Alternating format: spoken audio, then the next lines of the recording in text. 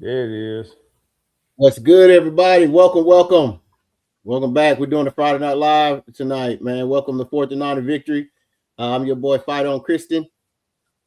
And your boy B Jinx, man. Friday night What's up? call-in What's show. up? Trojan Toback. Yeah. Yeah, welcome, man. Been a couple weeks since we've been on. First off, we just want to start off and hmm shout out, man, all the USC graduates. More Yeah. specifically, Marquise Lee, man. We know our Biletnikoff winner. Played 7 years in the NFL, came back, man, and got his degree from USC, man. And I know you haven't had a chance to watch it yet, but if you guys Uh-huh. go into USC on YouTube, you'll be able to see his story, also his graduation speech. Just one quick thing that touched me, man, be about USC, man. His main topic was out of winning the Biletnikoff, making it to the NFL, outside of his wife and kids, the hmm greatest achievement in his life was getting a USC degree. Right. Wow. Right. He touched on as a father. You know, he was talking to his daughter and kids, helping them with homework, saying what they got to do, and it hit him that I didn't even finish, man. And he said, goal of his was to always go back and finish. He said he went back to graduation. They even showed pictures of with Robert Woods and former his teammates who went back and graduated, and he was like, I got to get hmm it done, man. Yeah, I Graduation remember speech. I found Yeah, what's up, Guns? What's up, Charles? what's going Within his on. graduation speech, man, he tells you his whole story. He sums it up. It's only about 10 minutes long, right? But it's so in depth about uh being born to a deaf mom, being born to a deaf dad, police kicking his door in when he was little, in and out of foster home, and not living in a motel, right? They didn't even live in a hotel. He was like living in a motel, trying to sneak in, so hoping friends would see him from school, wearing uniforms to school, and the teacher asking why his shirt dirty. He couldn't express, that's the only shirt he has, right? Right. And man, he said it was a family that he finally took in foster care, and he found football in high school. In high school, man, and was blessed with the opportunity to go to USC. And he said that USC school was a struggle for him, right?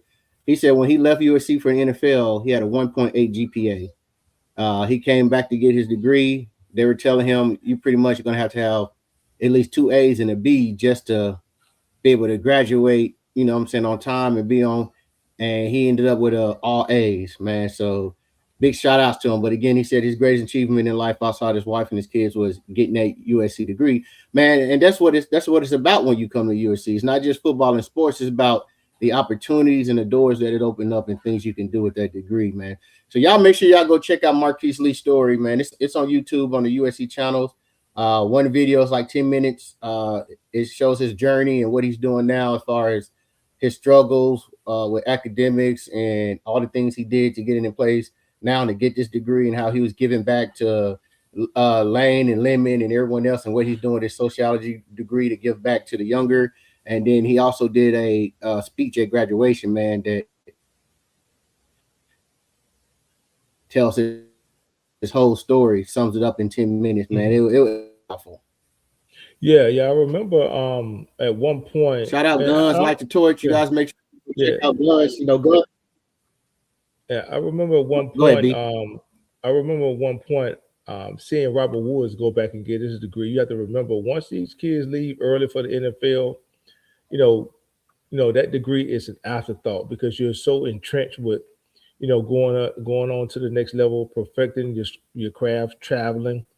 Very seldom do you have the time to go, to obtain a goal like that. So, definitely shout out to Marquise Lee for going back. I didn't know that he was struggling academically that way, but definitely it's a great accomplishment for him. I'm sure his family is proud of him. Another thing that I wanted to mention, we talk about the number of wide receivers that come out of USC that go on to the NFL and have those type of careers that they have. I'm amazed that we only have two Bolitnikov winners, right? You think about the Right, number of right. great receivers that come through SC. When you talk about the Keyshawn Johnsons, when you talk about the RJ Mike Sowers, Williams, yeah, Mike the Mike Williams, Williams, Lynn Swans, The Lynn Swans, the Drake Londons, Dwayne uh, Jerry, Amin Dwayne Jerry. Raw, Yeah, yeah. I'm surprised that we only have two, and that's Robert Woods. Right. and that's Marquise Lee and Makai Lemon. So hopefully that'll change. I still see an article on Tanook Hines. They were saying that he was the next best thing, to come out of SC. But I think he's going to take next season by storm, man. We just saw just a small clip, small portion of what he's capable of when you talk about that bowl game and what he did against Oregon, right? So USC is synonymous with wide receivers. They're synonymous with a lot of positions, but more so wide receivers and quarterbacks.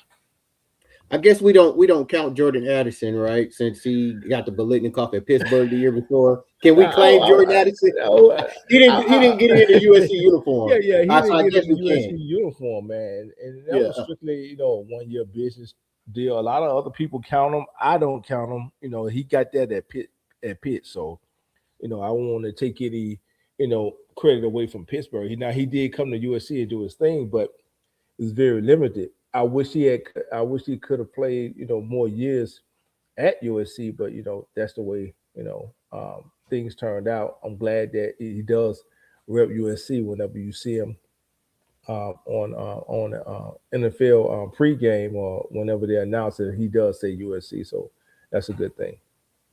Yes, sir. Yes, sir. So, man, we're gonna get into it, man. Y'all make sure y'all tap in, man. Yeah, Not just Friday night, man. Not trying to be on here 2 or 3 hours tonight. But we mhm. know a lot of people get in late and we get the calls going and it gets to jumping, man. But I mean, the topic of the night, you seen the chessboard. B, I'm gonna Yeah. let You you saw lead. the I'm gonna let chessboard. you lead into. I'm gonna let you lead into it. We're just talking about USC all around and Uh how huh. USC needs to be playing chess, putting everybody in checkmate. Everybody else playing checkers. It's just from Jen Cohen on down, right Right. to Right. Chad to Lincoln. I mean, And recruiting, why I everything put we're that. doing, man. Everything Why we're I put that, doing is just high Chris. level right now. You know why I put that on there, Chris. Oh I've yeah, we're gonna seen. get to it. Yeah, Hey, we we gonna, gonna we gonna get into it. We gonna get into it. We get into it. yeah. I might step on a couple of toes tonight. I might step This on a couple of hey, toes. what's up, J Rod? What's going on, Fight Jay? on, buddy. Man, but let's get into it. So man, the big topic, just a couple of things I'm sure everybody know already. We're getting on a Friday. A lot of things happen this week. Uh Not really big time announcement. These were kids that's already committed. Uh we knew they weren't going nowhere. Honor Falave closed down his. Um Danny Lane closed down Right, his right. recruitment officially, right? So we're straight on that. There's a lot of talk, especially with Texas trying to come in for Honor Falave or whatnot, Mhm. but all that's been shut down, right? I never thought he was going anywhere or is a chance anyway. But the big Mhm. news, Notre Dame come crawling back to the Notre Dame come crying back and crawling to the table on their hands and knees, man. They came back So, hand in so hand, right? right, right. So what's your take on Notre Dame coming back to the table now and wanting to get this game going? I know Well, they're well, saying as early as 2030, but right. it might be quicker than that, depending on Mhm. what they're willing to give and take. Right, right. Well, you and I talked about this offline. Remember, you made brought up a good point, and it's pretty much what everybody anticipated for the most part. You had some former players, like you said, we'll get into it. Some former players didn't like that move Step on them too toes. much. One in Right, right, particular, step on his toes. right. We're gonna get into it, but they need us. It was also said that what we've been saying for the longest. Notre Dame needs USC more than USC needs Notre Dame. And if you look at the strength of schedule and them trying to change up the format, a lot of other teams in other conferences are feeling some kind of way, especially when you have the ability to play independent. And I know why they don't want to give up their independence, because of that NBC money. But we talk about adding some type of incentive in order to join a conference. Notre Dame just hasn't been pushed to that level. Well, now they've been pushed to that level. From what I understand, the SEC is opposing ESPN. And we all know that ESPN is the SEC. They're opposing going to this 2014 playoff. They want a 14 or /16 team, which I kind of agree with. I wanted to be a gradual increase to 24 teams. I didn't just want to jump off into it. But now that a lot of teams seeing that this could this could be a potential thing coming up within the near future, Notre Dame has that agreement to where, hey, look, no matter what, if they're in the top 10 or top 12 to get an Top automatic bid. 12. Right, right. Uh-huh. Well, some a lot of other conferences are feeling some type of way, and rightfully so, right? Rightfully so. So they're starting to do what? Not schedule Notre Dame. Well, Notre Dame needs those particular games. One in particular is USC. Initially when they said that they will play us anytime, anywhere, and then backed off of that, and then immediately you saw them schedule a game with Clemson and BYU. A lot of the former players faulted, the current staff or the current front office for allowing that to happen. And my sentiment is, it takes two to dance. But when you're in a position like USC with Notre Dame, it's kind of touchy because of the history, right? You want it to continue, but you also want to play from a position of what? Leverage. USC has the leverage. So why give in to what Notre Dame wants? You're playing this Big Ten schedule, and once you get into the meat of the schedule, we typically play them either in the middle of the season or towards the end of the season. Well, by the time you get to them, you all beat up, kind of like what we were this past season. And Notre Dame had the luxury, like I said, of always picking their own schedule. Well, we don't have that luxury. In the Big Ten, you're going to play these Big Ten teams, which are hard physical teams, weekend in and weekend out, and sometimes on Fridays, right? So you put yourself Right. at a disadvantage by what? Continue to play Notre Dame at the end of your schedule. What would be better to play them at week 0 or week 1, right? When you're fresh and they're fresh. And if history serves itself correct, Notre Dame didn't fare too well at the beginning of the season, and that's why they didn't want to do it. So I understand it from their standpoint, but from Chad Bolton's standpoint, from you talk about Jen Cohen and Lincoln Riley, I think they made the correct move, and allowing Notre Dame to walk. And what happened? They ended up coming back, like I said, hat in hand. Now, Keyshawn Johnson, in particular, kind of grilled Lincoln Riley and the current staff for not doing everything within their power to keep that Notre Dame matchup. And I understand Keyshawn's position. He's got skin in the game. He played for USC, put his blood, sweat, and tears into the program. But when you have that type of emotional investment into anything, you're not going to make the right decision, a lot of the times. And because Chad Bowden is not mostly invested to it, Jen Cohen is not mostly invested to it because they're not what? True Trojans. They were able to see, what was coming down the pipe, especially Chad Bowden. Why? Because Chad Bowden once worked where? At Notre Dame. Mhm. What So better person than he right? know the mindset behind their scheduling He and know the why they mind schedule the way they want. exactly. He knows the mindset behind their schedule. So why put yourself at a disadvantage? The SEC has been playing chess moves with their schedule for decades. Why not follow their format if they seem to be successful with it, right?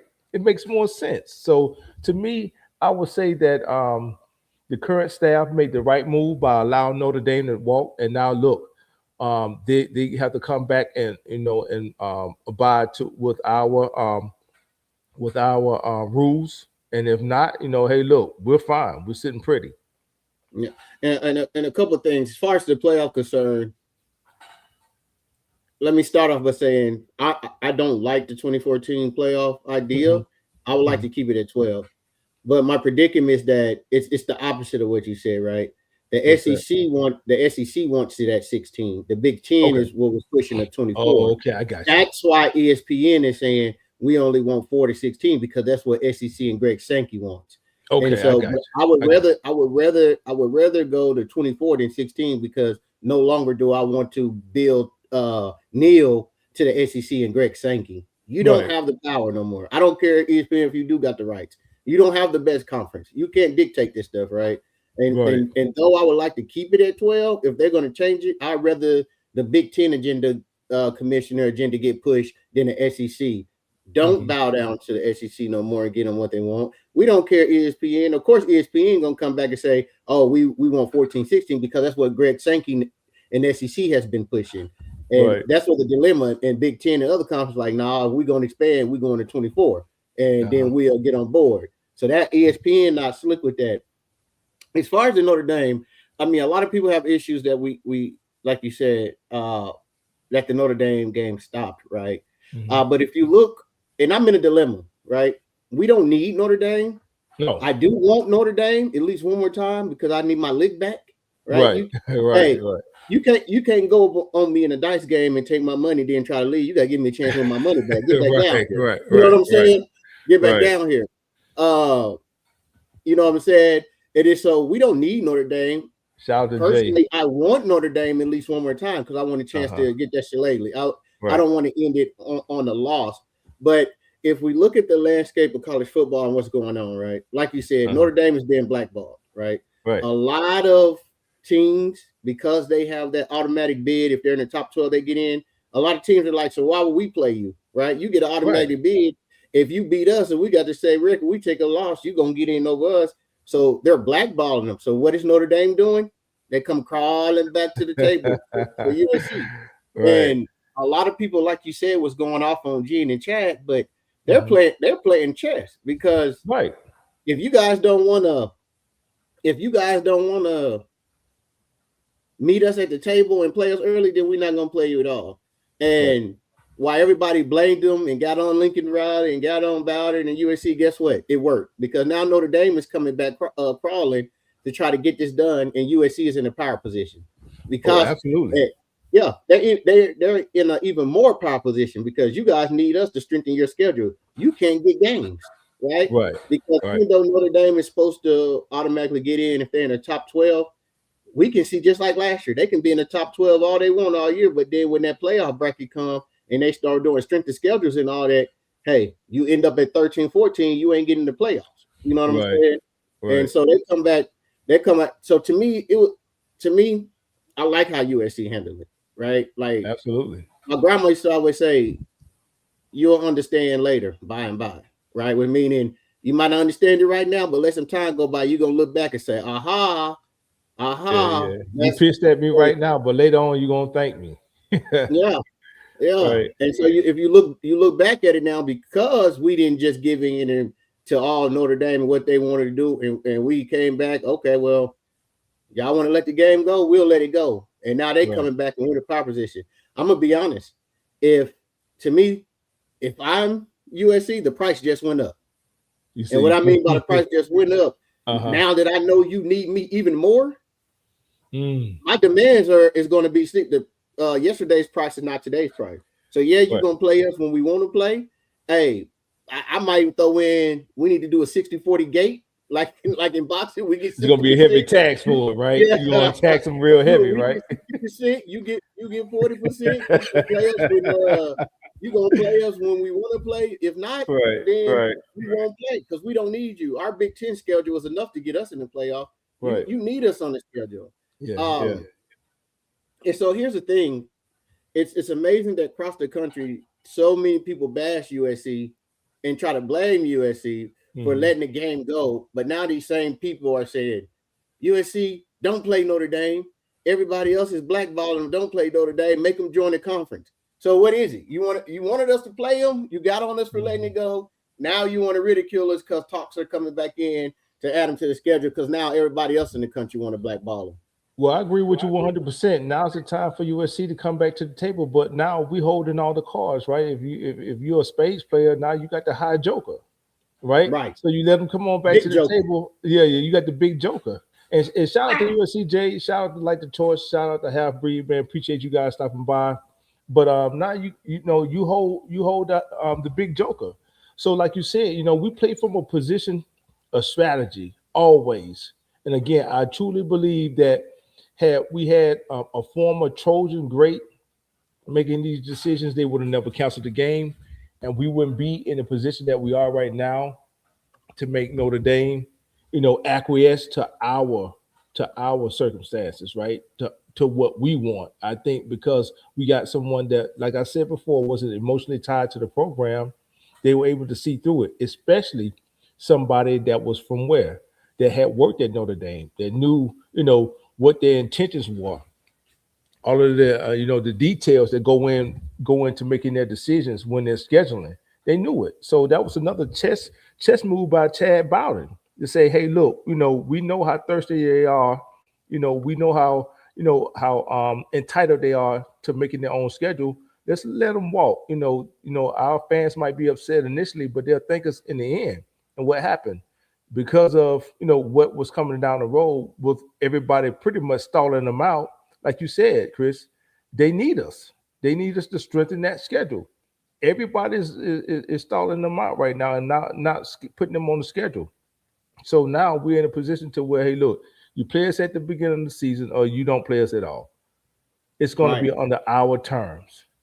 Our The terms. I price think just that's the went best up. way to go. Yeah, the price just went up.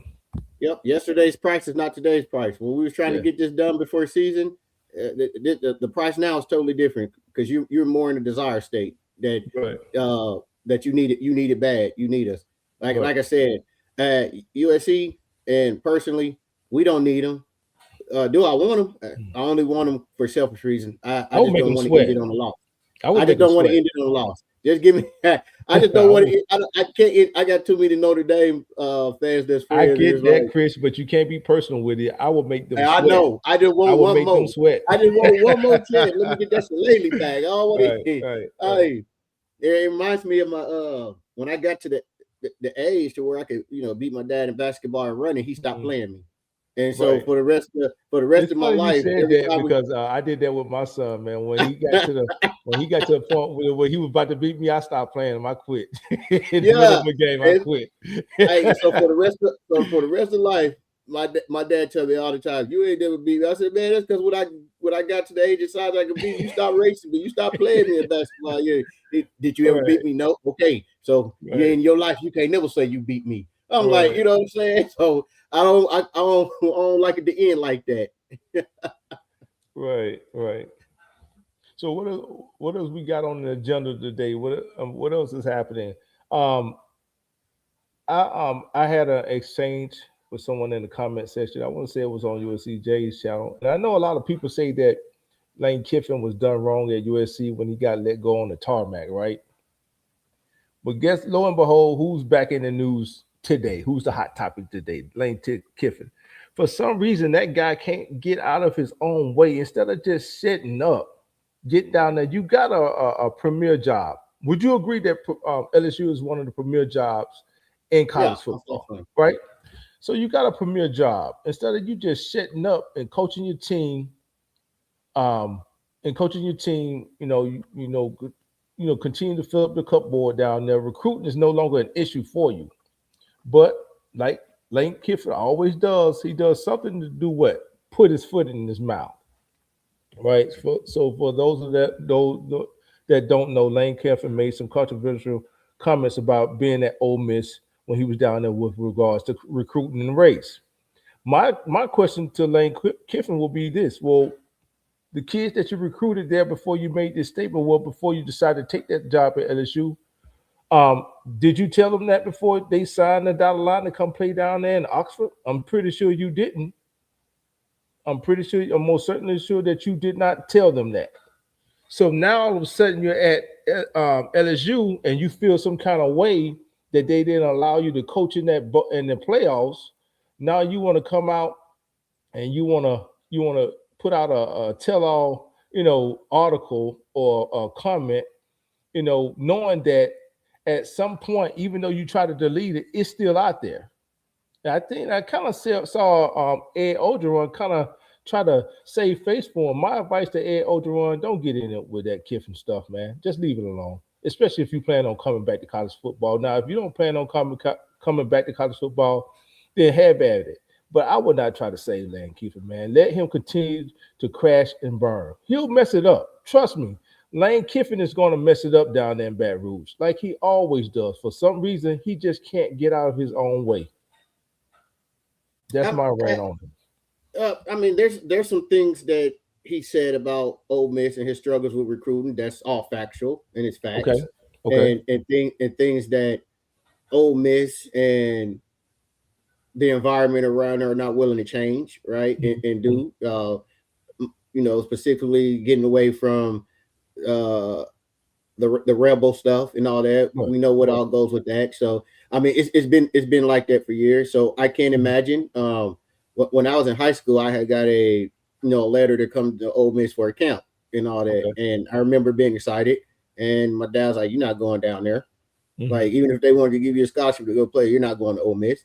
I mean, it's Right. just what the rebel represent, kind of, the history of all that. Right. And Right. Right. I I get mean, it. I get we're all of we're in that. 2026, and they still haven't moved past that stuff. So, Mhm. and so I can see what he was saying about how it's hard to recruiting, especially with a lot of young African Americans and Americans and parents not wanting their kids to go there because of that, and Mhm. him trying to get the university to move away from that type of stuff, and they're not willing to.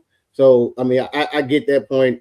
For him to bring it up now, though, and he's at Right. LSU, I That's the really only don't. problem I got with it, Chris. Yeah, I For don't. him to I don't bring it up really now. understand. I don't. Now I can see if he was out of coaching, but you're at LSU. Your focus should be on LSU, Right. Right. right? So the timing of it and everything, that is a strange part, right? Like, you've moved on. LSU was a supermodel, right? Why Hmm. are you, why are you still talking about your ex girlfriend? Like, Right. so is there still some feelings there? Is it still some hurt? Animosity there. Yeah, yeah, yeah. Animosity. Like, why Yeah. are you've moved on you moved on, you got a new girl. Why are you still concerned and talking about the ex girlfriend? Your focus should be, what I'm saying, moving forward. So the timing of that but the things that he was saying, I mean, there's facts in that. It's believable. I've experienced. I know some people. I've heard other stories of where parents are like, "Oh no, you're not going to Ole Miss." You know what I'm Uh-huh. saying? So, Yeah. uh, we do know one of the main reasons he left Ole Miss, was already stated. It wasn't in detail, but when he first left, Hmm. when he said he was talking to Saban, talking to Pete Carroll, Right. and people like that, and they broke down the game. And one of the things that he said, went into his decision was the difficulty of recruiting, high school. Like, he lived in a portal down there, right? Uh-huh. And how hard it was to recruit coming out of high school and things like that. But yeah, the timing of it. Why now? You've moved Yeah. on. Why are you still talking about Ole Miss? Like, yeah, I get that, but it was some factual and truth and believable things in what he Yeah, was saying, but yeah, that's true. There was some facts there, and he should move on. But those same facts were there year one when he took the job, Chris. They were right? there year two. They were there year three. So whenever a recruit comes on a trip with his parents and they ask him about that in year one, year two, I'm pretty sure Lane Kiffin didn't give them the same story that we gave them the same comment that he gave today. I'm sure he didn't say that then. So why you got a problem with it now? What comment are you talking about in I'm talking particular? about the comment as far as recruiting and the culture down there. That culture has been there for decades. And he That culture struggled, has been and down there. Right. yeah, and in his tenure at Ole Miss, he struggled. They didn't recruit out of high school at a high level. He Hmm. he struggled with it. So basically, what he was saying was that was a big part of why it was hard for him to recruit coming out of Yeah. high school. Well, They lived in he's they yeah, lived in a portal a lot. they lived in the portal because you had to look who you was recruiting against. You were recruiting against Alabama. You were recruiting against Georgia. Recruiting against LSU when he was down at Ole Miss. That wasn't, that was the only reason why he was living in the portal. Look what he's got to recruit against. This is when the SEC was still at its peak. Well, now that the That's Big Ten is that's taking a break. that's true. That's Right, true. But when he said right. it was a struggle to recruit African American kids to come to Ole Miss because of that reason. That's truth behind that. I believe Yeah, it's that some that was a validity struggle. to it. It's some Yeah, validity to it. Yeah, I I get I it. I, I get it. I I definitely get it. I definitely believe that. Like I Hmm. said, with my personal experience, some other experience, and people know, and I've heard some parents, say the same thing, and we're about sending Yeah, their kid child down there down to there. Oxford. Yeah, yeah. Yeah, I get it. I get it. I get it. Now, what we moving on to? We mentioned it earlier. Some kids shut down their recruitment now. Again, the standard that Chad Baldwin, Lane, I didn't say Lane, my bad.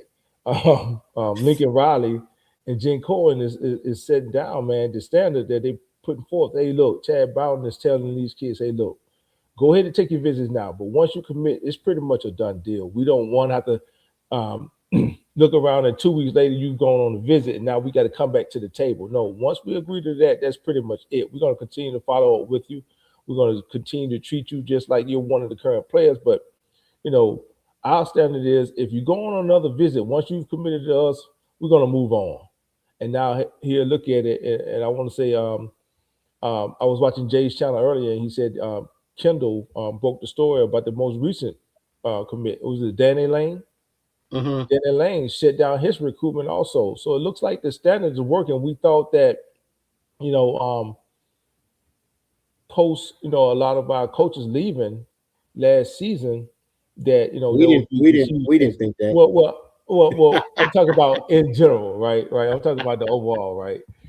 I know what we said on 4th and 9, but the overall, word was okay. We're gonna lose these recruits, man. But looks like not look like the 26 class held strong together, and now it looks like the 27 class is going to do the same thing. Not only that, but we could potentially be looking at a top 8 class with only about 17 or 18 recruits projected, right? Because of course we can't take the number of players that we took last season due to the quantity, but we also got quality with that class as well. We talk about the freshmen that are expected to play, not because they have to play, but because they're projected to be that good, right? That But good. now, right. But now you got kids reclassifying. From what I understand, the wide receiver from Arizona, he's reclassified. He's going to be in the 27 class. Um, you got a few more that's looking at trying to reclassify and get to that 27 class. So um, the And so, combination, and Sunday, Williams make his commitment on yeah, Sunday. Gavin Williams. So He'll make his decision. He'll yeah, make his yeah. So decision we're on anticipating that Sunday. he's going to go ahead and sign on the go ahead and commit to the Trojans. So they definitely put that fence up around California. And I tell you what, a lot of other programs are starting to feel the heat behind it, man. You know, one in particular up north, right?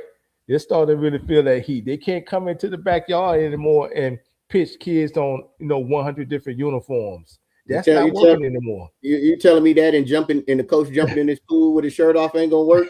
Right. Jumping in the pool with his shirt off. A grown man jumping in the pool with a And kid with a shirt why on. you on here real fast before I lose my train of thought? Yeah, yeah. And just to circle back around to the Notre Dame thing, because that's one thing I did want to bring up. That Okay. that's another reason, right? They're really trying to use USC. One is for strength of schedule. The Hmm. other is they're trying to get that game in LA every other year for to try to get some of these California recruits, right? Oh, Because okay. they're getting whipped. They're Good getting whipped point. too. Good point. Yeah, they're Good getting point. whipped too. I mean, even UCLA is taking some kids that Notre Dame would normally get, right? Right. And a lot of people like even if they go elsewhere, they still want to play at home at least a game so their family can come and see them play and all that, right? Hmm. So Right. what Notre Dame is realizing is we're losing that LA market. We're losing our foot in that True. market. But True. by getting USC, I promise you, if they don't get us, they're gonna try to get UCLA, Hmm. Yeah, right? but it's not going to be the same though. It ain't It's the not, same. but they Right. they want to get in that LA market, the LA Yeah, media yeah. I where get they're what you're coming saying. every other year, right? I And got they can always say, "Well, we play USC. You get to play at you come play for us. You still get the chance to play at home, 2 times. All your family can come, this and that. So that's part of their thing too, because they're they're not they're not recruiting LA here in the last couple of years. But for one, we got that wall put up, right? And they're right. trying to get back in that LA market. Right. Great point. I'm pretty sure that was factored in also. Hey, look, if they don't play, they're not playing us. It's not easier. It's going to make it that much more harder for them to recruit Los Angeles because they're not playing out here. And truth be told, a lot of big time recruits have gone to South Bend to play. Most recently, what was it, a couple of years ago? We lost a linebacker to him. What was the kid Linebacker. name? KSA. What was it? That his name? I can't remember. We thought we was gonna get him. Then Matt Ince Yeah, went to Fresno. yeah. He ended up He going to signed with Notre Dame. We lost a Notre couple Dame. key linebackers to him. So now that they don't have that adventure coming out here, that's also cutting off that pipeline for Notre Dame. Listen, the SEC wasn't the only SEC in Oregon wasn't the only schools that was eating off of USC. Cut it off. Cut it off, cut their water off, cut their water supply off, right? You can't live without that water. So with this current staff, man, they've changed the game. I remember a few. Shout out to Leon. I remember a few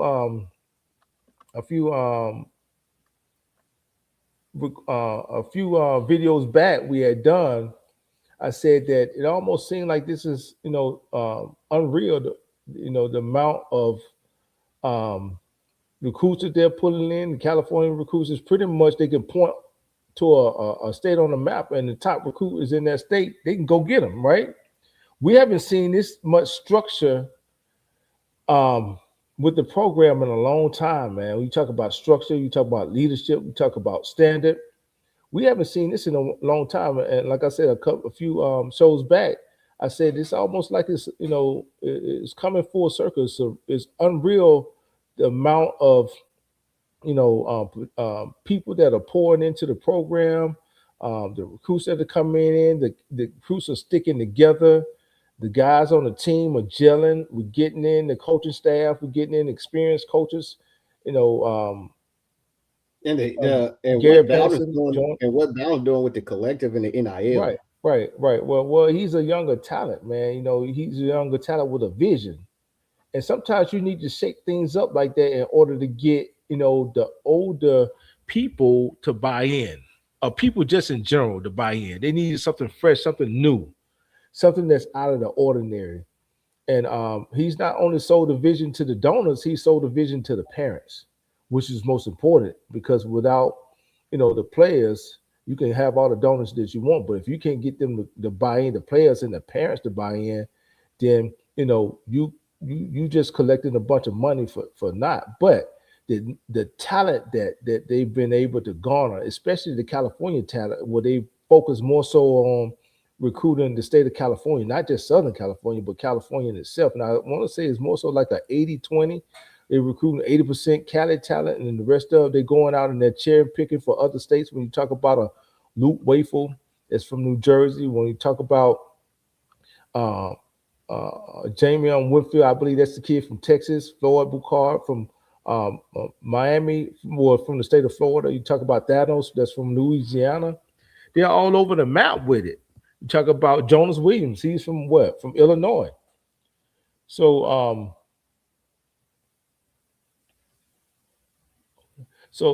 yeah, I just think, man, that the direction that they're going. Well, for me, I think this is Riley's year. I think this is the year where Riley is going to be able to focus more so on the offense.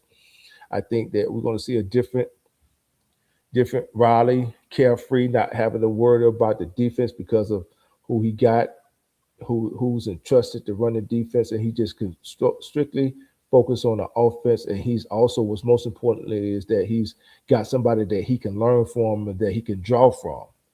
I think you're going to see a different Riley this season. I think you're going to see him perform at his peak.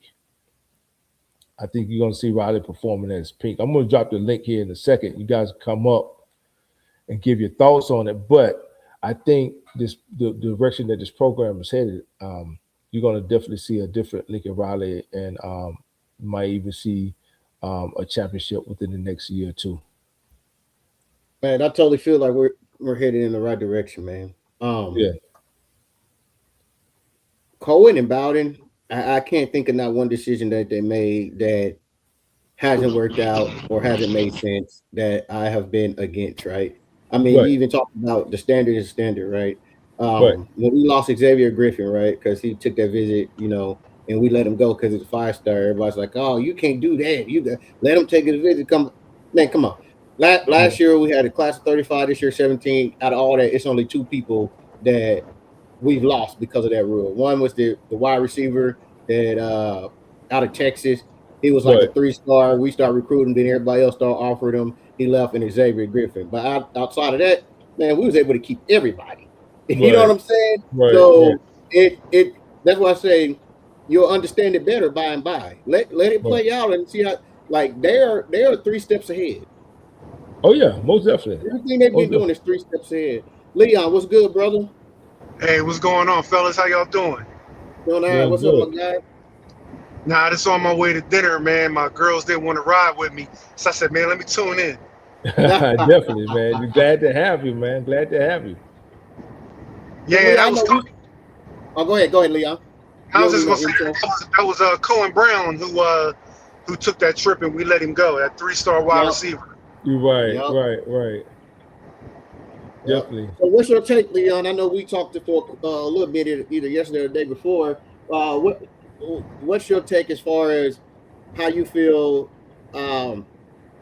USC handled the Notre Dame situation initially and seeing how it played out now, and Notre Dame coming back crying because they need us? And what's your take on that and how you feel? I mean, personally, I think we did everything we should have did. You know what I mean? Like, no other program plays a top flight school like Notre Dame in the middle of their conference at the end of the year. Usually, all the Power Four teams that you play are like the first game of the season or before you start conference play. And I think Jen Cohen and Chad Bowden and Lincoln Riley were just in saying, "Yo, we're not gonna have a game at the end of the year no more. Let's move it to the beginning. And if you don't like it, you can kick rocks."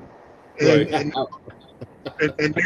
now that we don't cut everybody out of California, you know what I'm saying? Now they want to come back and renegotiate. So you know what I say? When you come back and you want to renegotiate with me, the deal I had on the table before ain't the same deal you're gonna get. Leon. So Leon, you telling me yesterday's price is not today's price?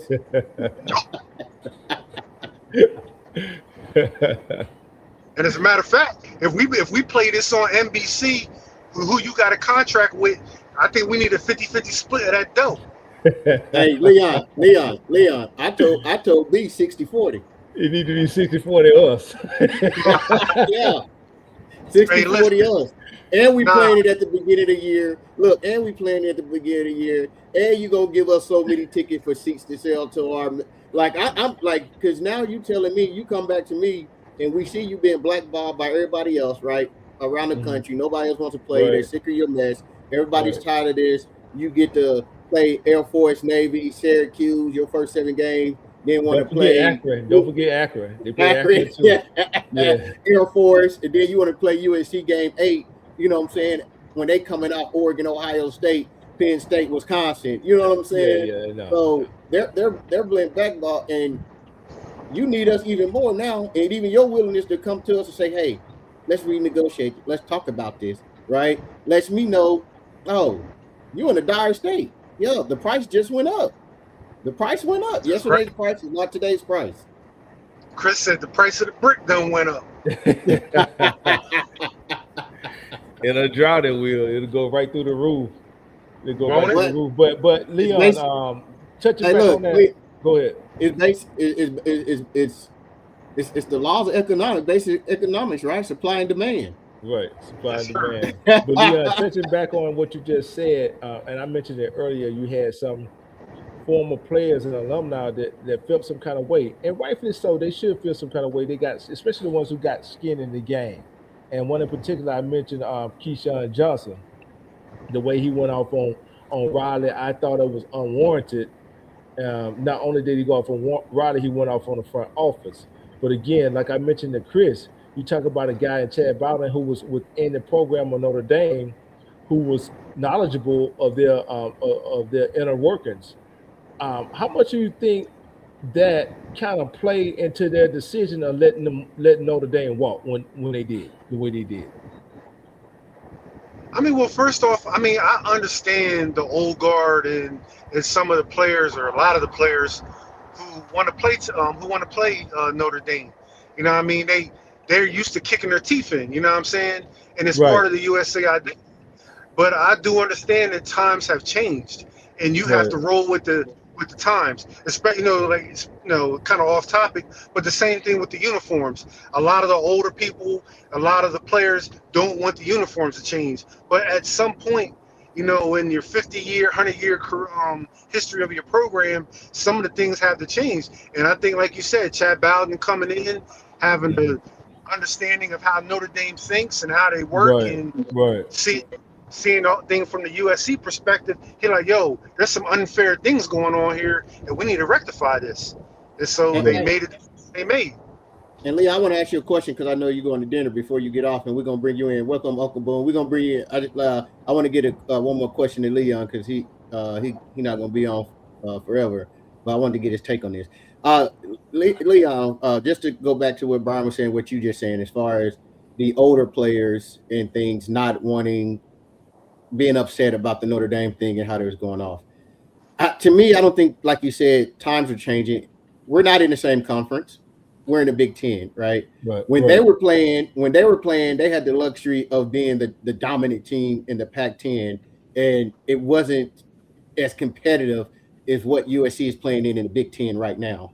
You know what I mean? So they didn't have to go through the gauntlet of what USC is going through now and play Especially Notre when you're Dame game traveling. 8 and go number 9. You know what I mean? So how you feel about that, Lynn? What I said? You agree, disagree? Something to add? I totally agree. And yes, with USC and the schedule we have now, where we're flying coast to coast to play Big Ten teams, and you, me, and B have me, you, and B have gone back and forth about multiple time zones and how Mhm. teams don't fare well traveling West Coast to East Coast and how unfair advantage it is. The unfair advantage of Notre Dame having basically a shoe in into the playoffs every year if they're ranked 12th or higher.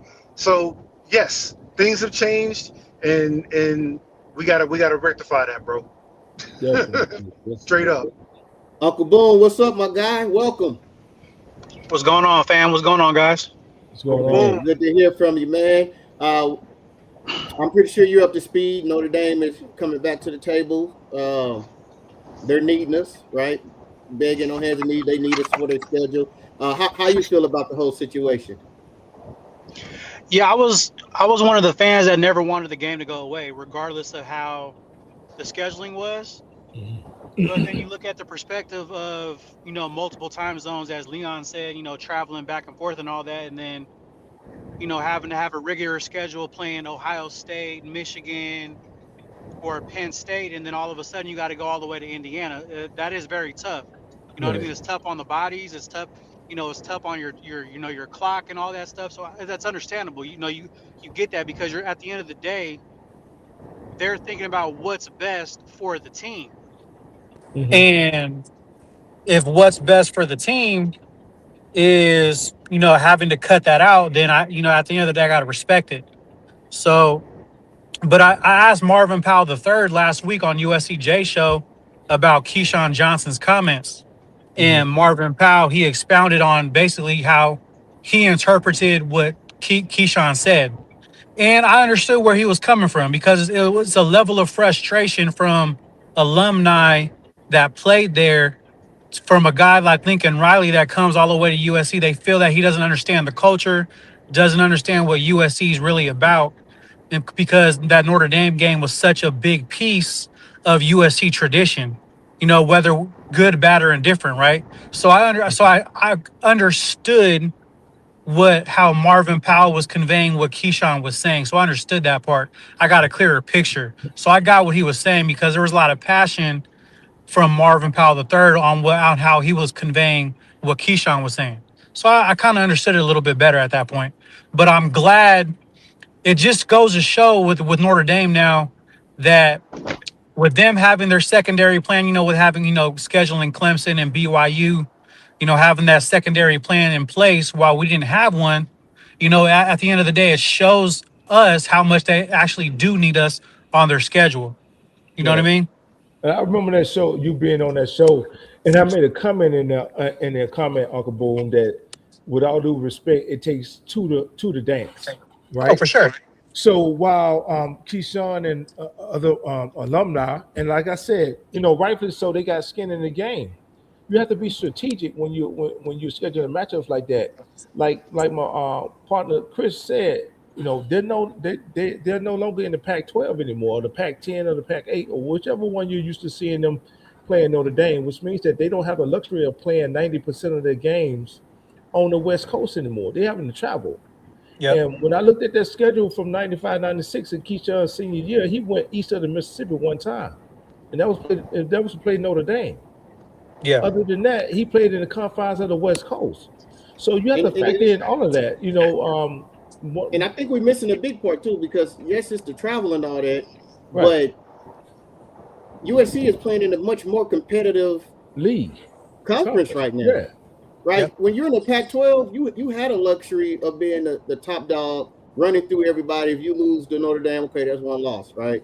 But Right. but but now when you have Ohio State, Indiana, Penn State, Oregon back to back to back to back, and you want me to sandwich Notre Dame in Notre between Dame that in as it. well, Right. it's a totally different story. So if we're going to continue to do this, I do understand tradition. I respect everyone because there's a side of it none of us on here can experience. We never played in the Right. game, Right. Right. USC Notre Dame game, right?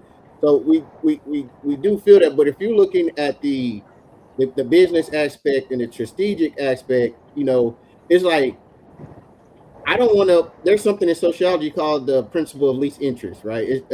Sociologists say that in a relationship, someone is always going to be more interested. It might change week by week, but no one is the same interested at the same time. Somebody want Right. to be with the other person more than the other person in the relationship, and so it's like they want us to be the least interest. They wanted USC to say, "Okay, Notre Dame, we gonna give you whatever you want, play you whenever you want, do whatever you want." Give you all the power Mhm. just keep playing us, just keep playing us. And what Mhm. USC said is, no, I'm the cream of the crop. I'm you should be chasing after me. We're not gonna bow down and give you everything that you want just to keep this going. We don't want to keep it going bad enough for us to bow down to you. You can meet us in the middle, and Notre Dame wasn't willing to meet in the middle. Simple as that. And now it's backfired on Notre Dame. And the, Yep. and the thing I hate about it is Notre Dame was quick to say anytime, anywhere. And when USC said, okay, let's play the game the first game of the season, we ain't really mean that. We need to keep Right. it where it's at. And like Right. Keyshawn Johnson, yo, I love that dude. I love what he meant for the program. But does he really know the inner workings of what's going on in the team right now? Because I haven't seen him at practices. I haven't seen him having meetings with Lincoln Riley and nothing like that. He's talking from the outside looking in. So he don't really know what's going on in the inner workings of the team anymore. And it's like, come on, bro. Like, just move the game. Tell Notre instead of him going off at Lincoln Riley, tell Notre Dame to move it because they said anytime, anywhere, and we can still Right. play the game. I So think Keyshawn's issue was okay by us taking Notre Dame, allowing the game to go away. It's showing that SC's unwillingness to be a tough team, but at some point you got to be a smart team. Again, what good is it to continue to knock your head against the wall if it's not going to give you any progress? You're not going to make a dent in it. You're just knocking your head against the wall for the sake of it. So again, you have to play from a position of leverage. That's what I said earlier during the show. Chad Bowden and Jen Cohen and Raleigh is playing from a position of leverage right now. It would make no sense whatsoever to keep that game where it was, Yeah. knowing that and having the foresight to say, well, hey, look, Notre Dame is used to making these type of schedules. At some point, they're going to need a strong team in there. So if we're knowing this, Chad Bowden again coming from the Notre Dame program, he understands the inner workings of that team and how they schedule, seeing the direction that college football is moving. At some point, they're gonna need us. We're not gonna need them. Why? Because we're in a conference with Ohio State, and right now, in Indiana and Michigan, right now, like Chris said, the Big Ten is the leader in college football. So our schedule is pretty much set enough to where, hey, look, we don't have to play Notre Dame, and we're still good. The only thing we got need to do is win 10 games, and we in. They need us. Yeah, and like to even like go further on USC playing Notre Dame in the beginning of the year. If you look at the past 3 or 4 years with Notre Dame, they have started off notoriously slow under Marcus Right, Freeman, and just it was just like last year because they lost to Texas A&M and they lost to Miami back to right. back, and those were two physical games that they couldn't last. They weren't able to last all the way up until the fourth, to the end of the game. Hmm. So it was strategically smart for them to push the USC game out of the way because of how they fared the past couple years. Because it wouldn't be a good look for them. But Right, it's good for absolutely. USC. It's good for USC to move it because if we could start off strong, get them out of the way, and then play two cupcakes after that, and then go into league play is good. Is way better for us. You know. Yeah, you because really Notre Dame usually hits their stride towards the end of the year. that's when they hit their strides. And again, Mark Bowden, excuse me, Chad Bowden knows this. He knows the inner working of Notre Dame.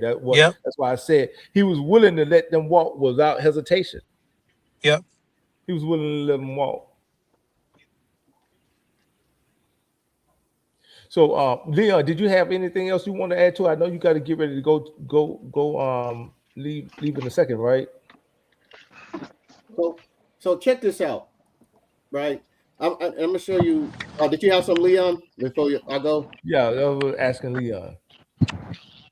Is he still there? Hey yo, I got Greg go, man, because this network's Okay. cutting out. I didn't hear anything y'all said. Okay. Okay. Okay. Well, we'll catch up with you, Leon. Appreciate you joining the show. So All check so check out the luxury of Notre Dame, right? When they get to make their own schedules, right? Okay. Um, going into the Notre Dame game last year, we was coming off of Illinois and Michigan. Traveled to Right. Illinois, came home to Michigan. Notre Dame did theirs where they had North Carolina State and Boise State at home. We coming off Michigan, Illinois. They coming off of North Carolina State and Boise State, right? So that's the power they have being this independent. They can base their schedule out, right? They had their two tough games at the beginning of the year. Everything else after was games they know they were going to be able to rest their players by third, fourth quarter. While we're in dog fights, people getting injured. You seen how unhealthy we was when we went into the Notre Dame game. As B said, we had offensive linemen out, and it's like enough is enough. I think we lost Uncle Boone. Yeah. We lost him. He said he had to go. Okay. Trojan Fight. They've been doing it for years. Always a weak team. That's right. Trojan Fight. Yeah. They had a couple of them. But if you notice, the SEC does that again. You have to play. You have to be strategic when you schedule these games. The SEC, they might play one. Let's just take Alabama for example. They might play one key matchup at the beginning of the season. One. But then after that, they got a couple preseason games, and then they're going to have at least 5 to 6 home games, which leaves them about 4 road games every season. But their premier games, you always notice that they have a bye in between those games. Mitchell, what's going on, my man? Hey, Mitch, what's going on, Mitch? Oh, can you hear me? How you guys Yeah, doing? Doing Fine, all good. How right. you doing, Mitchell? Listen, I know it's late here. Well, I'm in Jersey here. Um, no shame. It's no Dame's fault. They never wanted to be in the Big Ten, and now they're the ones that broke off the marriage, hmm and they play the service academies. Just be happy with it. right. Clemson, they get their quarterbacks. Uh-huh. BYU is pretty good, but USC, the Ducks, Washington, Michigan, it looks better on the resume. So, Mitchell, And let me ask you a question real quick. Do you think it was a sure. smart move? Do you think it was a smart move by Chad Bowden and Cohen and Riley to just let them walk when they did? Um, Made the schedule a little easier. I admit, all right, Notre Dame gets talent, but they have a lot of easy. They have more cupcakes than, and hmm they have more. They play more cupcakes, and even the Okay. Mm-hmm. Pac-12 was always pretty good. Pac-12 always have their quarterbacks. I get so Right. tired because they just bust my chops all these years. USC never produces quarterbacks. It's just totally a lie because Caleb helped Riley at the beginning, but hmm before Caleb Williams came on board, we had 3 guys, and I hope they can make careers for themselves in the NFL. Mullen Right. Morse, backup. Jake Garcia, I know he's still playing college, and Jackson Dart. I'm really excited to see his second year. Yeah. But Yeah. I like I've Jackson. gone The off Dart topic a little played good for bit. the Giants last year. He seemed like he's gonna be all right up there. Oh, Mullen Morse. No, He Jackson did Dart. Jackson He Dart. he Jackson Dart. Oh, yeah. Jackson. Yeah, he just has to protect himself a little more. He can't be too careless. You got to preserve that career. The Uh-huh. longer you play in the NFL, the more money you make. That bank account goes up. Oh And yeah. one more thing, I think Jane Maava could be considered for Heisman. I think we're going to win Yeah. 9, 10 games. I think we have so much talent. This incoming class is so talented and really exciting. between the defensive linemen, the wide receivers, and the running backs. Let me I don't let think me I ask don't you a think it's ever question, Mitchell. Let me ask you a sure. question, and Chris, you answer it after Mitchell does. You think this is the best and most talented team Riley has had since being at USC? Oh, for Lincoln Riley or from all the years I've been following? For Lincoln Riley since being at USC. I think so because for the defense. Now Hmm. he's That's coming around. exactly You it, don't have, Mitchell. he's the coach. He's got subordinates to work on it, Okay. especially defense. And I know he likes the offense, so he should get himself an offensive coordinator. Hmm. Less work for the guy, and then Uh, Mitchell, I don't think he need offensive coordinator. I like Riley calling the plays. I do think that this is his most talented roster, top to Hmm. bottom. I don't think it's his most talented offensive roster, but when you look at the combined team as far as the defensive side of the ball and the players on the defensive, that makes the difference. So top to bottom, as far as entire roster, I think this is his most talented roster he's had. yeah, we defensive line. I think we can rotate like 9 guys. I think I've counted nine, Hmm. 10 Yeah, guys. It's so hard to go. We lost quite a few. Hmm. You really think it's the most talent because we're like 5 deep in running backs. Wide I think I receivers, I think this is the most talented overall team, right? So when we're saying the most talented roster, I'm going top to bottom. So that's from kicker, uh, offense, defense, all that.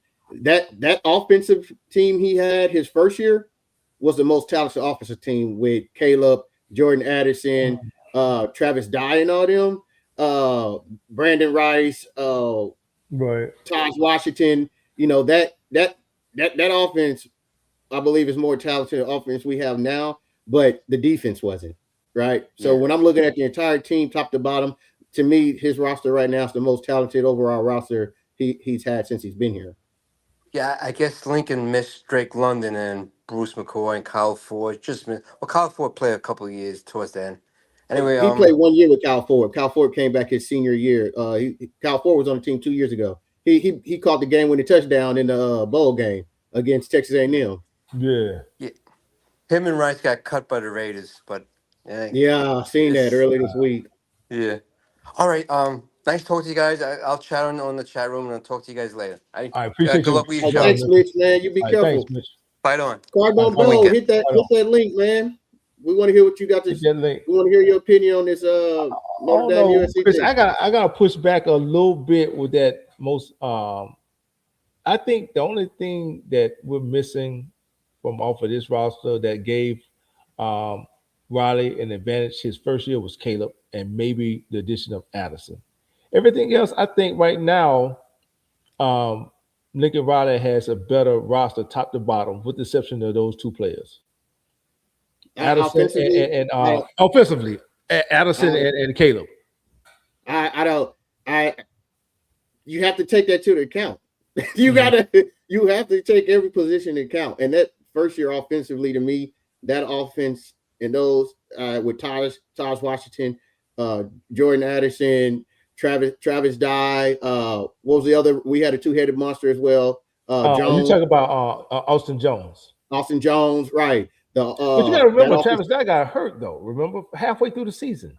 No, not halfway through the season. He got hurt like the last game of the season, right before the Pac-12 championship. It doesn't matter. He produced Mhm. that whole year with Jonah Monheim Mhm. and that offensive line. All that to me, that offense, you know, it's more talented than the one we have now. But the overall team, the overall roster, Yeah, this roster is his most talented by far, and a big yeah. part of it because is the talent that's on the defensive side. On the defensive side of the ball. On the defensive side of the ball. So when you I put the could be wrong. totality of the roster, Anybody else agree with the hit the link? We got a few more minutes before we get out of here. Anybody Cardinal else Bowl, agree? hit it up, man. Because I've been wanting to talk to you for a second, Cardinal Bowl. Yeah. Outside of that, again, I think this is the season for Riley to do it. Here we go. Here he is. Cardinal and Bowl, welcome to the show, my man. Hey, what's going on, fellas? B. Jenkins, what's up, Final and Chris? Hey, what's going on, man? Before we get in the topic and get your impression on this Notre Dame situation, I did just want to say, Cardinal Bowl, I'm not gonna say it online, but the cat has been let up the bag to who you are, buddy. Hey, Chris, I wasn't gonna say anything either, right? I Hey, wasn't gonna say I'm not gonna anything. say it He online, outed but you, Cardinal hey, Bowl. I didn't Cardinal out you. Bowl, He did. Cardinal Bowl, Hey, Cardinal Bow, I said, man, Cardinal Bow he ain't said nothing this whole time. I wouldn't have never known. Maybe that's a good thing, though. Maybe that's a good thing, Right. though, man. Hey, Yeah. listen, fellas, man. We've had some. How can I speak in code? We had some discussions behind the scenes about that, man. That I wasn't got supposed you. to happen, man. Yeah, in time, we'll kind of go over the reasons, but I got you, man. It's not the point. We ain't gonna put you. I just want to let you know that I was like, man, Cardinal Bow ain't never said nothing. This Look, whole you time. threw me a hint when you was like, Chris, I know what you're talking about. You was like, not a lot of people know it, but I'm from the San Diego too. So yeah, I mean, Yeah, but it could be anybody, though, Chris. You know what I'm saying? Yeah, I It could know. be anybody. so here's the. I'll say this, and then I'll get to your question. But here's the compliment from my end. This Cardinal and gold, man, runs through my veins, man. Yes, It sir. really does. So what attracted me to your channel, to USCJ, is the love thing. You know what I mean? Because Yes, sir. so that's kind of why I creeped out of the shadows, man. I started to see certain USC that were Hold sports. on. I'm gonna mute you for a minute, Walter Clark. Hold on. Go ahead, Cardinal Bow. Yeah, I'll wrap it up quick. But what started to happen, you guys, where I started to see USC channels that to me were fronting as sports channels. If you want to be a sports channel, just be a sports channel. Right. But I thought that there was some stuff I was hearing from USC people that I just didn't get. You know what I mean? Mhm. There's a certain line of being critical, but then now are you being critical just for engagement? You know what I mean? Like what's Right. going on here? Right. Because when you get around players got parents, players got friends, you know what I mean? It's all a community. So that's why I love what you guys do. And I'll always try to log on. Like I said, I was just doing my thing and I saw you guys on. I said, let me log on. But that's why I kind of came out this, came out the woodworks, man. So I ain't trying to say nothing. We'll talk about that stuff later. But I Yeah. appreciate what you guys do, man, and that's why I'm on, man. So what's the question? Hey, now that you man, mention it, Chris, hey, they do sound alike. When you listen to the tone, when you listen to the mellow tone, I'm like, yeah, I can see it. Yeah, I can see it. yeah. Hey, All right, so man. what we talk? Hold on, let's welcome Walter to the show real quick, and then we'll get to the We'll question get for both Cardinal. of them. We'll get both of them the question. Yeah. What's Walter going on, Clark, Walt? what's going on, Walt? Hold on, let me unmute him. Hold on. Walter Clark, how you doing, my man? Welcome to the show. Thank you for having me. What's going on, Walt?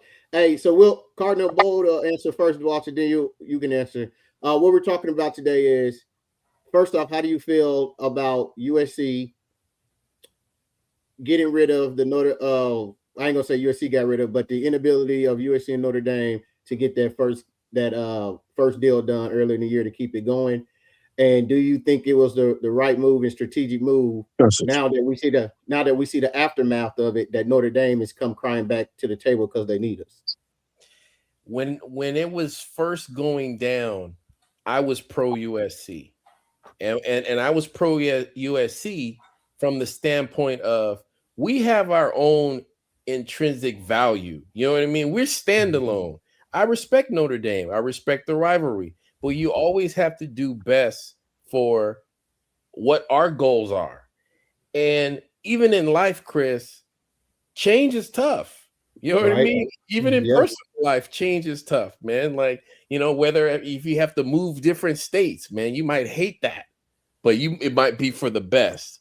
So the thing, Chris, and B. Jenkins, is it was the right move because of the goal. Obviously, there was the emotion of, we don't want to play Notre Dame, or people look at the last performance where Notre Dame had a great performance. They ran the ball down our throat, and that game was kind of ups and down, and it didn't go the way we wanted to, and it wasn't a great impression leaving Notre Dame.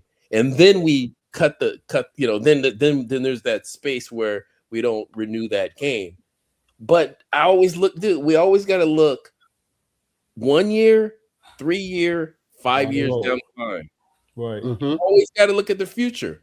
And one thing I thought of, and I don't know whose show I said it on, and I'm glad I was right. See, we're talking about it because we're Trojans, but other schools saw the same thing. You know what I mean? Other schools saw, hey man, you guys are outside of the conference. You're not even in a conference. So you guys are Right. cherry picking your schedule. You're doing what's best for you. Why can't USC do what's best for us? Facts. Why can't, you know what I mean? People were just like, bother with that. But the goal is playoff and get that chip. Playoff, get that chip. Even, and here's the last point, not to hog time, but this was what I told one of my boys this. Even at the height of Saban's dominance at Alabama, right? You remember those teams were stacked. What, they have like a 5-year run? Yeah, they still didn't stack their schedule with every at tough all. game. At all. And nobody brings that up. Even Saban's team would start the season with like Tobacco State or somebody. You know what I mean? because the logic is, well, hey, they're talented. They should just play anybody else. They didn't go to the West Coast and play Arizona State. They still catered their schedule for what was best for them.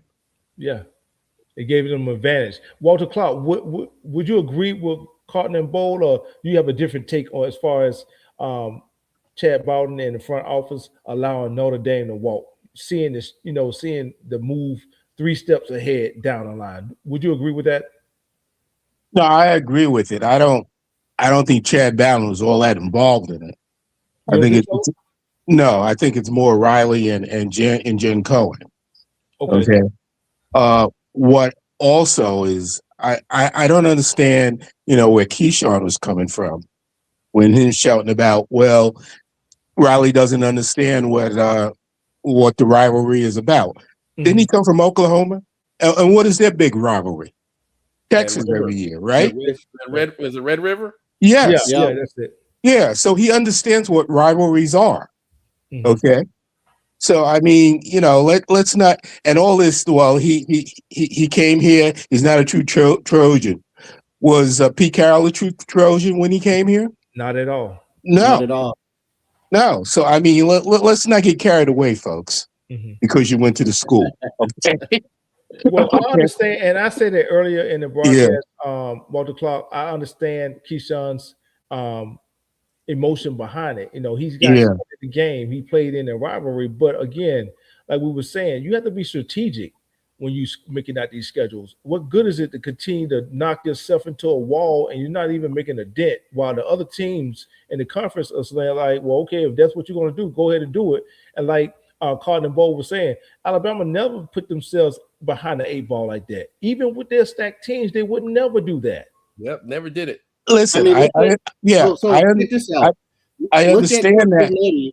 Look at Kirk Cignetti and what Indiana did last year, and what they're going and what he continues to do. Right? What he say? Oh yeah. Kirk said, we ain't playing nobody out of conference. we gonna keep playing Southern Illinois and Indiana State in out of conference. That's what he did it last year, and everybody said, and the year before, and they said his schedule was soft, and what he got to the playoffs, and what he do, beat their heads in. Right. They was healthy. Exactly. Can I make another point? Go ahead. Go ahead. We also have to see who we're dealing with. Notre Dame. Okay, so you see how they work their schedule. Now they lost to who? Miami and Texas A&M. Right. Their best win, they don't want to say it because it's all trash talk. There's a lot of emotion. Their best win was against us. On the road, in the rain. They're S-22. Are we a formidable opponent, or are we just trash talking? You know what I mean? Like, what's going on? Because you need us to be you need us to be a good team. So now that we take ourselves out of the equation, they replace us with BYU. BYU is not USC. And not going to get them into that spot that they need to get into. That's why they came back to the table. But here's the thing. It's like, I don't know if it was Walter or Carton Bow that said it about being forward thinking, right? I'm in project management, so one of the things that I do is like, you always got to be forward thinking, right? 3 steps ahead. If you change something, how does it affect what we're doing now? What's the possible outcomes? All that type of stuff like that. And so if you look at what USC did by not bending to the knee and saying, okay, Notre Dame, we want to play y'all so bad, we're going to give you whatever you want. Notre Dame said, y'all need to meet us half. USC said, nah, y'all need to meet us halfway. We ain't gonna just bend your knee because this year it's all right because we want to play you bad enough. We'll sign a contract to play you in week 8. Then next year you're gonna come back and you're gonna have more and more demands, and the expectations for us to keep bending. USC said, nah, we're not doing that. So we're not even we about 4 months away from that decision being made, and guess what? Now Notre Dame is coming back because they see, man, USC didn't need us. They schedule is legit. But if we want to make this work and we want to get in these playoffs and all these other teams are backfiring on us and don't want to play us because we have this, if we're in the top 12, we automatically get in. Let us go cry back to USC and see if they'll take us back. You see what I'm saying? So Well, the that's strategy of USC worked. It worked by not, because now we're in a power position. When you come to this table, now we can give you our demands because you need us. We don't need you. exactly the problem. The backfire was when that agreement came out that they automatically get in if they finish 12, okay, Mhm. or better, which means now there are only really 9 spots left in the 12 Right. team playoff because Right. you got the 2 at larges and Notre Dame, right? So that's now 9 teams that can only vie for it. So, yeah, I mean, I hated the fact that everybody came out and said, USC was running away from the game. They were scared to play Notre Dame when this first came out, and then all of a sudden, in the past few weeks, all of a sudden the tide has seemed to change because a lot of these teams are now starting to boycott Right. Notre Dame in And terms rightfully of so. the Rightfully so. schedule. Yes. Right. Rightfully Yep. so. Yeah, And because you know every what's time crazy? every You know time what's Notre crazy, Dame man? asks for something, they get it. I don't And you know, understand. and you know what's crazy about it? Notre Dame did us dirty because I truly believe that USC thought this deal was going to get done, which is why Of we was course. looking for out of schedule Of opponent. We gave Notre Dame everything they wanted. All we asked for the game to be moved in the first couple of weeks, right? And Notre Dame pulled the chair from under us. But guess what? And then right after that, about a month later, they come out with this. Oh, if Notre Dame in the top 12, they signed their contract, they automatically get in. It backfired on Notre Dame because Notre Dame thought they were gonna have their cake and ice cream and eat it too. You know what I'm saying? They thought, okay, well, we ain't gonna schedule USC. We don't need USC. Then they come out with this, and now everybody blackballing them. So now they want to come running back to us. Right. the other thing is, Chris, is that we negotiated in good faith. Notre Dame didn't. Okay. Because you can't tell me that they hadn't lined up a plan B right away. Right. Because it With happened too quick. BYU. It happened too Exactly. quick. Exactly. You can't say one day, well, we broke off negotiations with USC, we're not going to play them. And the next day come out and say, well, we're playing BYU. Right. Home and home. Okay. Right. And then I also like to add that every AD has to put their stamp. And if you guys remember, there was always a complaint that USC never spoke up for itself, right? So here's 2 examples. Right. During the sanctions, people were mad at Pat Hayden because Right. he just let things go by. Then when the Pac-12 had that terrible media package, Media deal. Yeah. they felt like we That's didn't crazy. speak up. So at some point, people Exactly. are in an institution. You know what I mean? USC is a powerful private institution. Started 1800s. I mean, that's why we are blue blood. We got to speak up. We got to say, hey, man, this ain't working for us. Right. Call that bold. We spoke up when we left the conference and it folded. Uncle Yep, Boom. exactly. Yeah. Uncle Boom. And you real guys, quick. and you guys know this, and here's the funny thing, because people were talking about it on X. When we left and UCLA left, the Pac-10 could have kept going. They could have had Washington, Right. Trojan, everybody could have Yeah. stayed there, but they want to blame us. But no, they could have kept that going easily, or they could have added some teams. But guess Yeah. what? Whatever USC does, everybody, we got to follow. Uh-oh. What's Listen, USC doing? the Pac-12 could have still been around if they had catered to USC like the SEC does to Alabama and Georgia. Okay. Yeah, right. It was just that simple. This was your trademark team out there. Flagship. I call it the flagship team. Exactly. You don't treat them like a redheaded stepchild, okay? And talk about everybody has to be equal. No, this was the only team that was carrying your conference. Well, for one, Right. Walter Clark, to echo what you're saying, when those sanctions hit USC, and when we're giving a comparison the way you just did, the SEC and Greg Sankey or whoever was the commissioner at that time, they would have never let that happen to Alabama. They would have never let that happen to them, or even Georgia or LSU. Nothing like that would have never happened to one of their flagship programs, to where the conference as a whole takes a hit. When those sanctions hit USC, nobody in the conference spoke up for USC. Exactly. They was tired Exactly. of getting rolled. They was tired of getting their head beat in. Yeah, But that's a the- great They point. saw no. What they saw was Everybody read it. opportunity. Is what they saw. But that's They but saw that's the point. opportunity. No, you Washington don't, saw Chris. opportunity. Right. Chris, you don't do that. This is your meal ticket. Right. Right. You know, this was your meal ticket in the Pac-12. I mean, everybody knows about SC.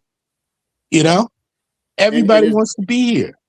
And like Uncle Boone said, man, that streaming deal, that was just all bad. That was a terrible. joke.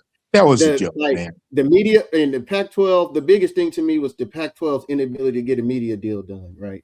There's no way USC should be playing on ESPN Pac-12 after dark at 10 o'clock at night. No, I would It's be no up to way. 2 That used to a.m. make me watching so games. mad. That I used to would make be up to 2 a.m. watching games, man, because uh, Chris lives in Central Time Zone, and so do I. I'm out here in Alabama, and a lot of those games that would start at 9:30, 10 o'clock, I would be up to 2:30 almost. God forbid it It's went to ridiculous. overtime. It was It went to ridiculous. 5 overtimes with Arizona, man. I was up to like almost 3 o'clock in the morning. So this is what you missing. This is what you missing, B, as well. Your Central Time Zone. Mhm. Think about the individuals that's on the Eastern Time Zone. What time the game started? Right. I was just about to say that I never experienced it, you guys. I was always on the West Coast, just living life, and I lived in New York for 1 year, and I finally understood what people are talking about. Man, I remember I was like at 1:30 watching. Hey, guys, as I told you a couple of weeks ago, I'm originally from New York. I moved out here in 1986, Okay.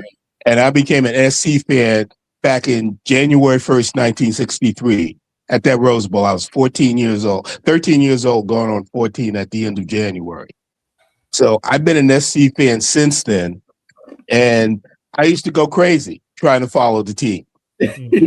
Walter, I wouldn't know the score until Monday.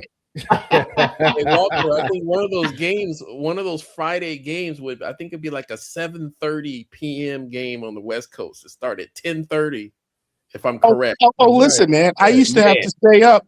I'm a big Laker fan because, Kareem is 2 years older than me, and I saw him play in high school. I used to follow him in high school. Okay, so when he came to the Lakers, I'd followed him, and I remember just before Magic and Bird came into the league, you'd have to stay up until 10, 11 o'clock, and I had to go to work the next day, but I'd be up 11 o'clock at night when the game would come on, or the playoffs, stuff like that. So, Uncle Ben, you still there? it was crazy. Hold on, let me see if Uncle Yeah, I'm Ben's still here. Okay. I'm still here. Yeah, you dropped off. We or somewhere you had dropped off, but we were talking about the forward thinking of Chad Bowden, Lincoln Riley, and Cohen as far as dropping that Notre Dame game and allowing them to walk. Now that we see it in hindsight, well, they had the foresight, but in hindsight, a lot of fans and a lot of former players are starting to see what the vision was. You agree with that move, or do you think that this was a situation to where they should have kept it where it was? Well, yeah, I mean, I agree with it now because I said it before I had to jump off, is that it just goes to show that Notre Dame actually needs us on their schedule because they're notoriously been starting slow the past couple years, and they don't want another good team on their schedule at the beginning of the year because the last few years under Marcus Freeman, you lose to NIU, and then the following year you lose back-to-back games to two top 10 teams. So Right. you put another top 15 team in there, and they suffer 3 losses. They're out of the playoff picture already. They won't be able to redeem their season after that. So it's strategic on Notre Dame's standpoint, but at the end of the day, them coming back to the table just goes to show how much they actually need us on their schedule. Right. One last question before we get out of here, and this is for everybody. The way too early top 25. I think some polls have USC listed ranked at number 10, some number 12. Let's just take the median, right? Let's just take 11. You think you think that is a justifiable spot for us? We'll start with Cardinal and Bowl, work our way around before we get out of here. Cardinal and Bowl, go ahead. I wanted to be 12. I wanted to be 13. I want our guys hungry. I want a chip on our shoulder. I want to Okay. be underestimated. I don't want nobody to see us coming. Hey, you think my Evans terrible? Let them think he's terrible. We gonna come. We coming this year. So Okay. hey, rank us. Hey, we rank us 11. Cool. We got a lot to prove. But you know what? We're gonna end a lot of people's dreams this year. This year, we're gonna be dream killers. People gonna be mad at us. That's what I like to hear. Walter Clark, go ahead. I agree. I like where we're ranked. At least we're ranked this year. Okay. You think it's justified that they have us up at between 10 and 12? Definitely think. Okay. I definitely think it's justified. Okay. With what we got coming back, the changes that they made in the staff on the defensive side of the ball, I definitely agree. Uncle Boom, let's go ahead and get your opinion real quick before we get out of here. Yeah, the 12, 12 is good for me. I don't think they should be a top 10 team at the moment. I want them to earn every step of the way, getting into that top 10 and staying in that top 10. So being at 12 to 15 would have been fine with me. So Okay. just like Cardinal Bowl did. What do you say? He said they got to earn it every step of the way, and they're going to be ending a lot of people's dreams this year. So that's exactly what I want to see. Okay. B. Great. Jinx, I want to point something out. Go ahead. Okay, particularly about Oregon. First of all, they have to replace 3 offensive linemen, and they may have the best starting D line in the Big Ten, but they don't have that much depth behind it. Okay. They also got to replace an offensive coordinator, a defensive coordinator, and they got like 40 transfers coming in. Yeah, So I like our chances at home against Oregon. That's not the game I'm really worried about. Yeah. I think we'll definitely come up out of that hole we've been against Oregon. As far as the rankings right now, when I said a median at number 11, I kind of fall in line with Cardinal Bowl. I don't want us to relax on that.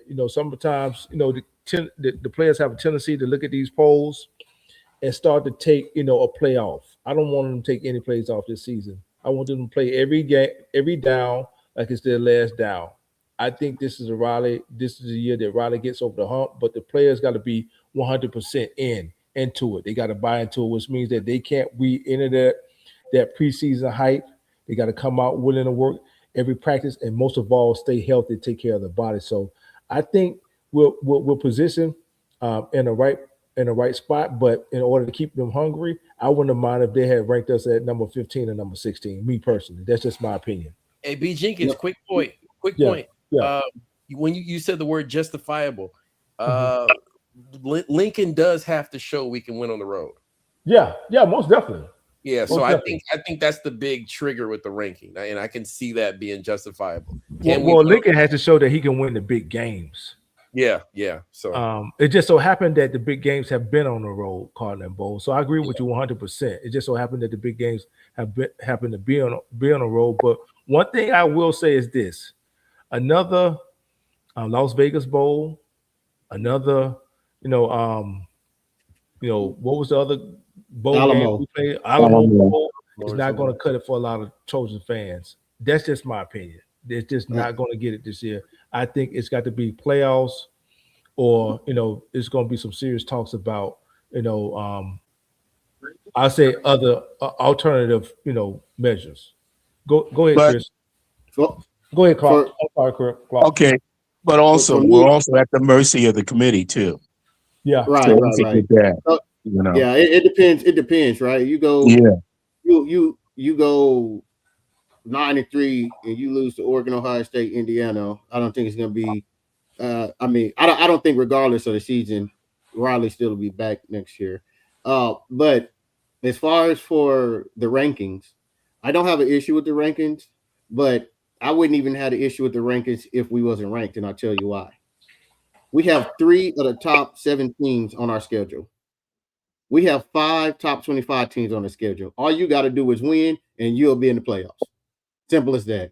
No matter where you start, no matter where you end it. You win the games you're supposed to win, and you're going to get in the playoffs. Everything is in front of us, right? Our schedule, when Chad Brown said the schedule lines up perfectly, basically what he's meaning is that everything in front of us, all you got to do is go out there and win. You win those games, you're going to be in the playoff.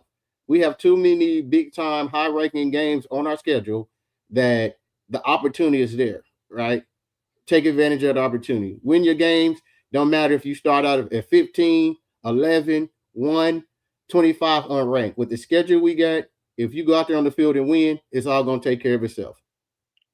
I love your thinking, Chris, but I'd rather be ranked than not. Okay. I mean, look at last year. Notre Dame started off 0-2 and never left the top 25. Okay. How does that happen? Yeah, that It's is always true. good to be ranked high. I agree with Yeah. that. Yeah. But Yeah. any Hey, parting Chris. words before we get? Oh, I'm sorry. Go ahead, Carter and Bo. Go ahead. No, real quick, Chris. A byproduct of that schedule too is we'll be playoff ready.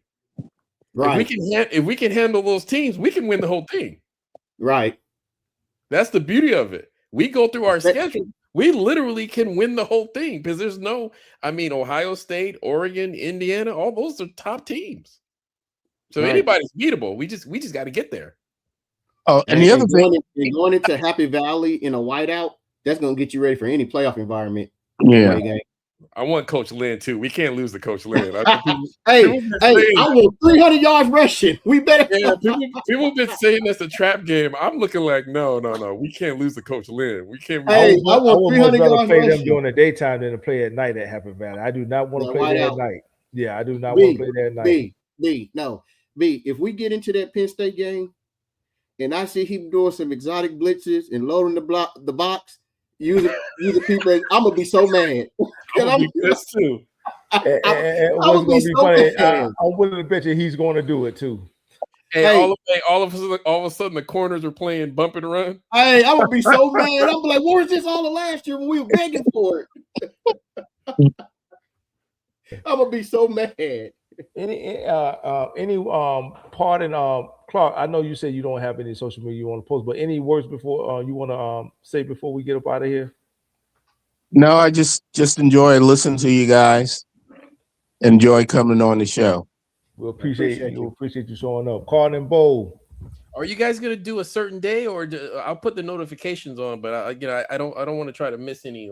So yeah, I'll just try to keep an eye out whenever you guys are on. Yeah, I try to post the announcement, early enough to where people will get them. I know, in the off season, it's kind of like, slow, not too much to report on, but we try to come on at least once every 2 weeks in the off season. But during the season, we 3 videos a week, and then we go live on game days. So definitely, we'll try to get it down to one day, with work and everything, be kind of hard, especially, with Chris' situation. He got young kids, so, he got to be at events and ball games and stuff like that. So it might be a situation to where I come on and, like I said, do a Trojan Talkback hour, let, people voice their opinion about, the direction of the program, any breaking news or any recruiting news I can cover, but for the most part, it's been like this, since the season ended. But we definitely want to keep in touch with everybody that's a part of this channel. We want it to continue to grow, and we appreciate everybody for subscribing, the subscribers we do have, and the subscribers that we're going to garner, in the future. So we definitely appreciate that. Most definitely, man. So we definitely appreciate you, Carter and Bo. Walter, definitely appreciate it, man. We appreciate everybody Uncle in the Boone, chat. Uncle Boone too. Yeah, Leon, Trojan, Wayne, Leon, everybody in the comments. Like Reese, Guns, USCJ, everybody that was in the comments and shared your thoughts. We definitely appreciate you, man. But for now, we're going to get out of here, man. As always, we appreciate everybody. Like, subscribe, comment, man. And as always, Trojan family. Right on.